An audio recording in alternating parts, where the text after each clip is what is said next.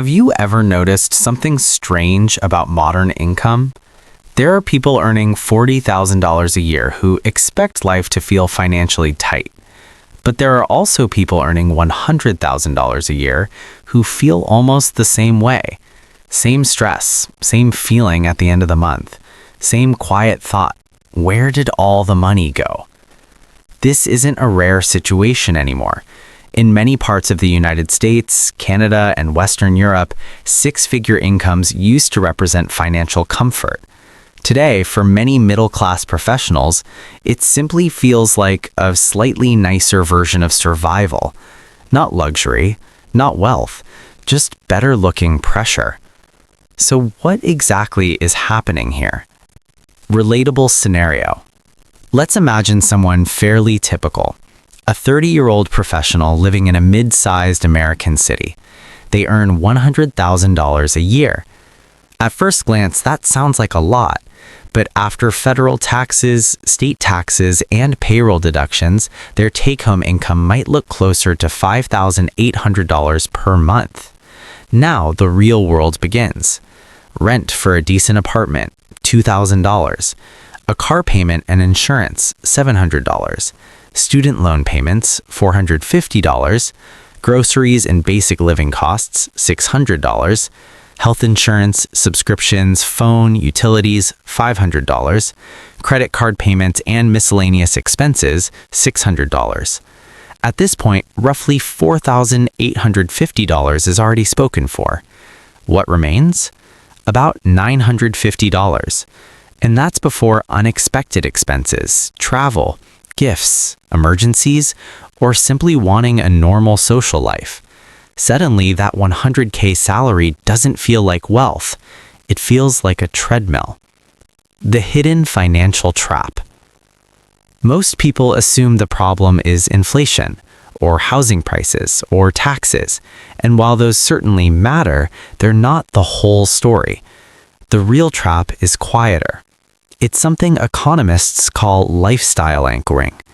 Human beings naturally adjust their spending to match what their environment considers normal. Not luxury, just normal. The moment someone earns $100K, their life slowly recalibrates. The apartment upgrades slightly. The car becomes newer. Vacations become a bit nicer. The grocery store changes. Nothing feels extravagant, but everything becomes just expensive enough to absorb the income. Let's look at something simple. Imagine two people. Both earn $100,000. Person A spends $5,000 per month.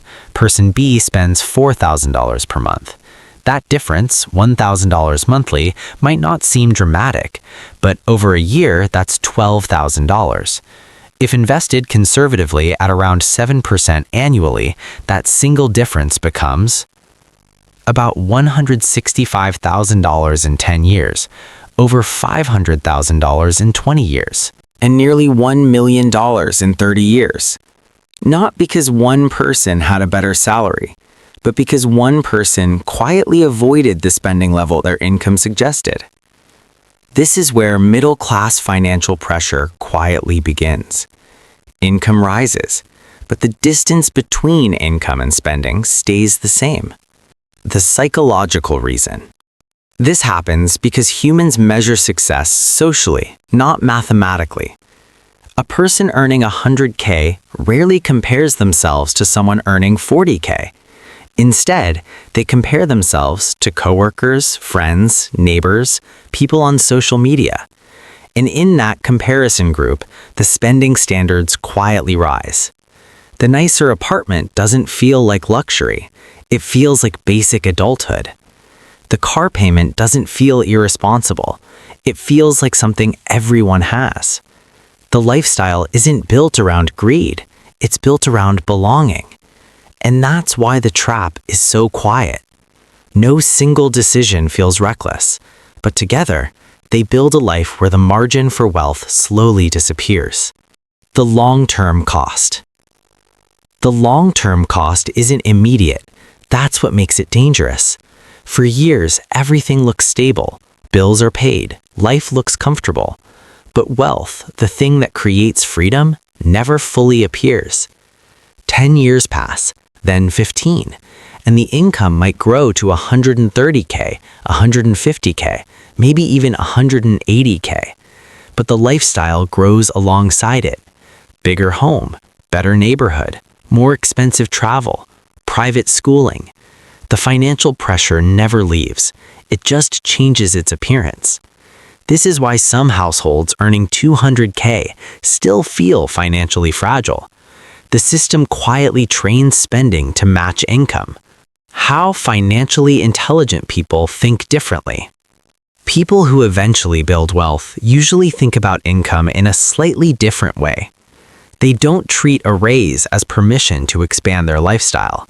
They treat it as a widening gap, a gap between what they earn and what they actually need. To most people, the goal of income is a better life today.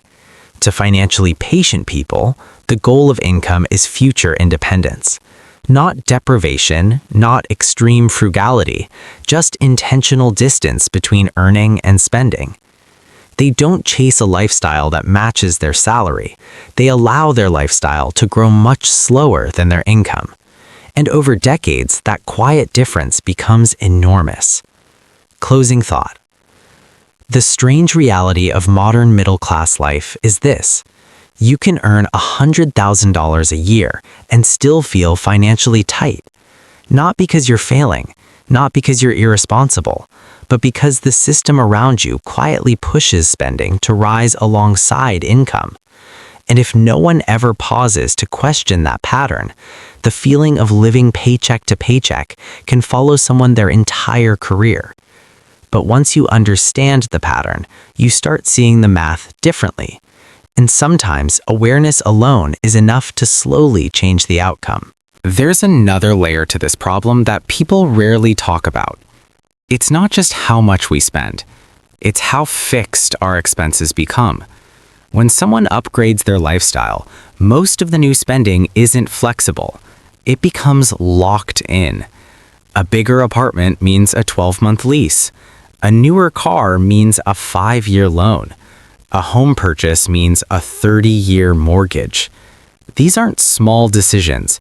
They're long financial commitments made during moments when income feels stable. But careers are rarely as predictable as we imagine. Industries change, companies restructure, health issues appear, economic cycles come and go, yet the fixed expenses remain exactly the same. This is why many professionals feel anxious even when their income looks impressive on paper. Their lifestyle is no longer something they can easily adjust. It has become structural. A quiet example most people recognize. Consider a common moment in someone's career. A promotion arrives. Maybe the salary jumps from $75,000 to $100,000. For a few weeks, it feels like a turning point. Finally, things will feel comfortable. But something subtle happens next. The person upgrades their apartment from $1,400 to $2,000. The older paid-off car is replaced with a $600 monthly payment. Vacations become slightly nicer. Nothing extreme, just upgrades that feel reasonable for someone earning 6 figures. Within a year, the financial pressure returns. The income increased, but the financial breathing room didn't. And that's the moment many people begin chasing the next raise, not to build wealth, but simply to restore the comfort they expected the last raise to create. The system that encourages this cycle. Modern economies quietly encourage this cycle. Banks approve larger mortgages as income rises. Car dealerships structure payments to fit monthly budgets. Credit cards smooth over the gap between income and spending. Even advertising constantly redefines what a normal life should look like. A professional earning $100K is often shown a lifestyle that costs $120K, but the difference is hidden inside monthly payments. When everything is presented as a monthly number, the true cost disappears. A $40,000 car doesn't feel like $40,000. It feels like $640 per month. A $700,000 home doesn't feel like $700,000. It feels like $3,200 per month. The brain processes the smaller number, but the financial system operates on the larger one. Another simple piece of math. Let's imagine something subtle. Two households both earn $100,000. Household A structures their life around $5,200 per month in fixed costs. Household B keeps their fixed costs closer to $3,800 per month. Both households feel middle class. Both go on vacations. Both live normal lives. But the difference is flexibility. Household A needs their income every single month just to maintain stability. Household B has margin. Margin allows investing. Margin allows career changes. Margin allows time off. Over 15 or 20 years, that margin compounds into something powerful: freedom of choice. Not just wealth, freedom. Why this pattern is hard to escape? The hardest part about this trap is that it doesn't look like a mistake. It looks like progress. A nicer home, a reliable car, better travel experiences. These are things people work hard for, and in moderation, there's nothing wrong with them. The issue appears when every raise becomes a lifestyle upgrade instead of a financial improvement. That's when income stops being a tool for building wealth and becomes fuel for maintaining a larger life. How financially patient people see income. People who quietly build wealth often see income through a different lens. They don't view salary increases as an invitation to immediately upgrade life. They view it as a temporary opportunity, an opportunity to capture a portion of that income before the world around them finds a way to absorb it. They might still upgrade their life, but slowly, sometimes years later, because they understand something simple. Once an expense becomes normal, it's very hard to reverse. So they protect their financial flexibility carefully, not because they dislike spending, but because they value options more than appearances. Final reflection. So when someone earning $100K says they feel like they're living paycheck to paycheck, it doesn't necessarily mean they're doing something reckless. More often, it means they followed the same path millions of people follow. Income rises, lifestyle rises with it, and the distance between them stays small.